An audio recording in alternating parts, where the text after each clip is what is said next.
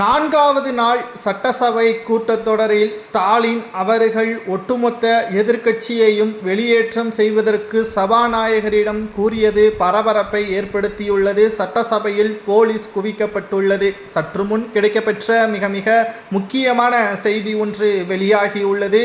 4 நாட்களாக சட்டசபை கூட்டத்தொடர் நடைபெறும் என்று சபாநாயகர் அப்பாவு அவர்கள் தெரிவித்த நிலையில் இன்று 4வது நாள் சட்டசபையில் கிட்னிகள் திருட்டு, மருத்துவமனையில் பாதுகாப்பு இல்லை, குறிப்பாக தமிழகத்தில் சட்ட ஒழுங்கு மிக மோசமாக இருக்கிறது என்று எதிர்க்கட்சியினர்கள் கடந்த 3 நாட்களாகவே சட்டசபையில் பேசி வந்தனர். அதற்கான உரிய பதிலை ஆளும் கட்சி கொடுக்க மறுத்ததன் காரணமாக சட்டசபைக்குள்ளேயே தற்பொழுது பிரச்சனைகளை ஏற்படுத்தும் விதமாக எடப்பாடி பழனிசாமி அவர்கள் செய்வதாக ஸ்டாலின் அவர்கள் நேற்றே கூறியிருந்தார்.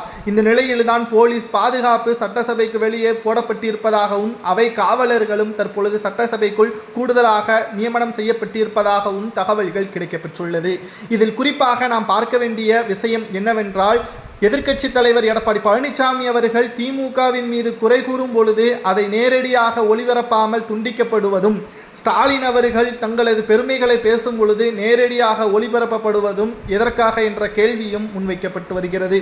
சட்டசபையில் நடக்கக்கூடிய நிகழ்வுகள் மக்கள் பார்த்து அதை புரிந்து கொண்டு யார் நல்லவர், யார் உண்மையை பேசுகிறார்கள் என்பதுதான் தெரியும். ஆனால் எதிர்க்கட்சியினர்கள் பேசும் பொழுது துண்டிக்கப்படுவது மக்களது மனதில் திமுக மட்டும்தான் பேசக்கூடிய ஒரு சூழலை உருவாக்கி கொண்டிருக்கிறதா சட்டசபை? சபாநாயகர் நடுநிலையாக இருந்து ஒட்டுமொத்த பிரச்சனைகளையும் தீர்த்து வைக்க வேண்டும்.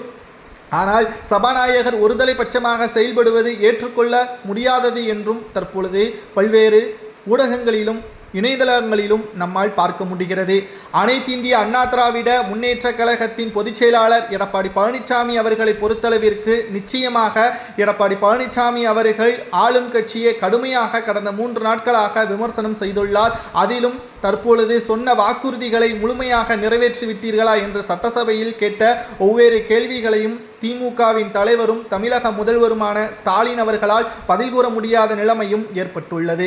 அனைத்து இந்திய அண்ணா திராவிட முன்னேற்ற கழகம் 2026 சட்டசபை தேர்தலில் ஆட்சி அமைப்பது திமுகவால் தான் என்றும், திமுக சொன்ன வாக்குறுதிகளை நிறைவேற்றவில்லை, அதை வெள்ளையறிக்கையாக வெளியிட முடியுமா, நிறைவேற்றிவிட்டது என்று திமுக கூறினால் அதை வெள்ளையறிக்கையாக வெளியிட முடியுமா என்ற ஒவ்வொரு கேள்விகளும் தற்பொழுது எடப்பாடி பழனிசாமி அவர்கள் சட்டசபையிலேயே கேள்விகளை முன்வைத்துள்ளார். தமிழகத்தில் நடக்கக்கூடிய அசம்பாவிதங்களுக்கு திமுகவின் நிர்வாகிகள் பின்னால் இருப்பதும், காவல்துறையினர் அவர்களை கைது செய்ய முடியாமல் திணறுவதையும் நம்மால் பார்க்க முடிகிறது என்பதையும் எடப்பாடி பழனிசாமி அவர்கள் சட்டசபையில் பேசியுள்ளார். இதனால் சபாநாயகர் வரம்புக்கு மீறி பேசுவதால் எடப்பாடியை பேச மறுத்துவிட்டார். இதனால் பரபரப்பு ஏற்பட்டுள்ளது.